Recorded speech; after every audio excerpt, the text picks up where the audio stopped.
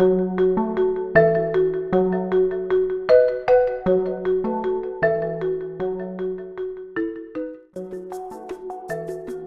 a first question, and Jan, I think I'll pose this one to you. We have seen a lot of hot discussion around the country about the formal side of freedom of speech issues. And those are so important, the laws, the policies, the official practices that go on. But we're social creatures, and we pay attention to a lot more than that. Even if we can share, let's say, an unpopular opinion in the classroom, that doesn't mean that we necessarily will. So beyond the formal protections, are there things that colleges and universities should be doing to shape the social dynamics that are going on in higher ed? Thank you for the question. And most definitely, there are things that universities can signal. And at the college level, I've done that, at least with the chairs and with the departments that are here. But let me start by even going to freshman orientation as an example, and that the university should set the tone and the expectation that students are going to be challenged and it's going to be uncomfortable, that there are going to be points where they may be raised with a certain value set, but the information that they're going to be exposed to is going to challenge those core issues. And it's going to be emotionally, spiritually, and in some cases even physically challenging for them, and to be open to the experience. And most of us, all of us in the academy, trumpet the academy as being a place for transformation. And we can signal that. And I often tell students that your mind is a muscle. And I use the gym analogy. And I state that when you first start working out, it hurts and you want to stop. And so you start either lifting weights or you're doing that workout, and it's difficult. What I say is that you have to keep on coming back, and you have to keep on working out, and then your muscle rebuild, and they rebuild in a stronger way to be able to handle how it's going to be challenged, how it's going to be torn down. And so I use that example when I share that with students. I see your mind operates the same way. So with orientation, and also being repeated, that's what we need to do. So that's how we can signal.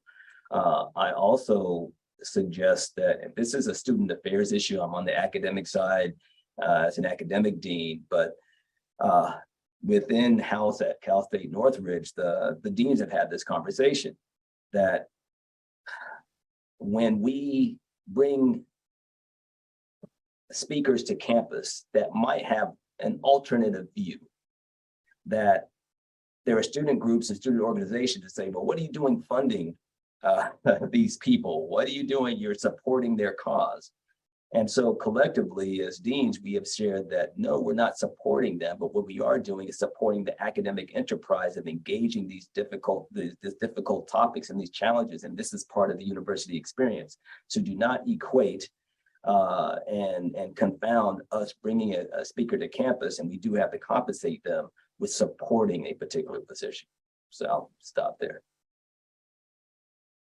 Thank you. So to that point, we've actually seen some high profile shout downs and other real conflicts that have come up, particularly around guest speakers. And I know that guest speakers can sometimes be a way to safely, I suppose, introduce some uncommon opinions or opinions that students don't feel comfortable talking about, but then it can sort of take a turn.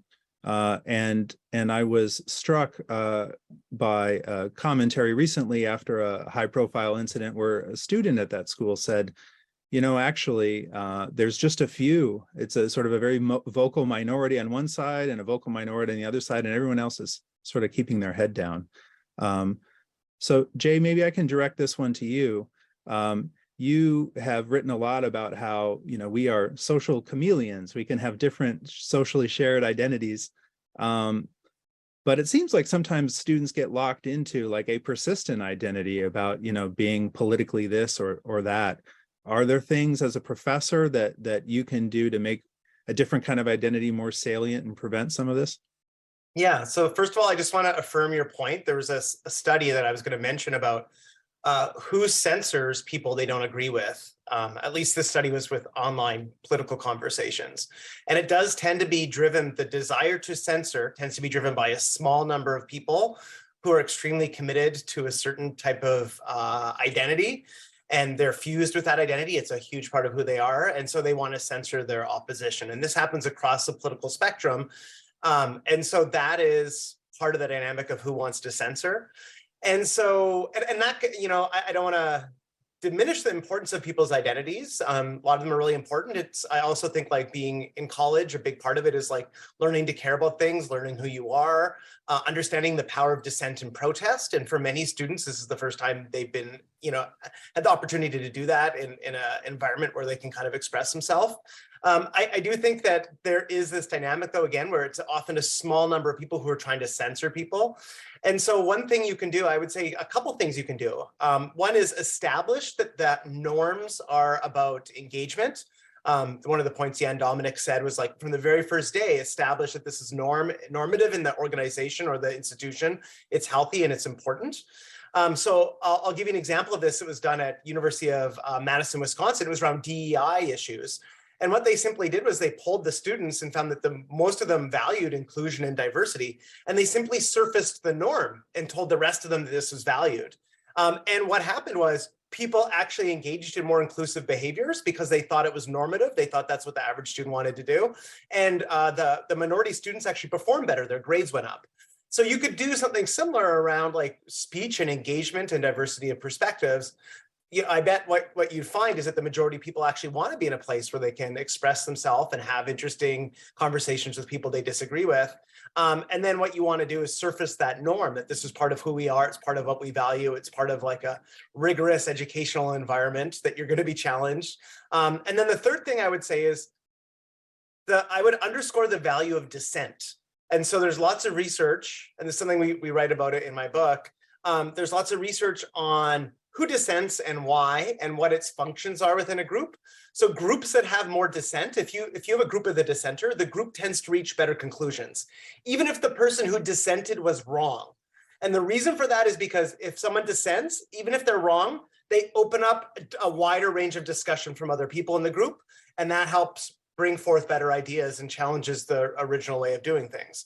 And so dissent is value in and of itself, even if it's incorrect. So it's one thing I want to drive home. And that the other thing is, and this is my co-author Dominic Packer, his research finds that dissenting, of course, is really hard. And so who dissents? It's often the people who care most about the group. And so I just told you at the start of my comments that the people who are most highly identified have these fused identities want to censor. But there's also a fact where the people who care most about the group also high identifiers. If they think their group is going wrong, they're the ones who are most willing to stick their neck out and say something and try to challenge it.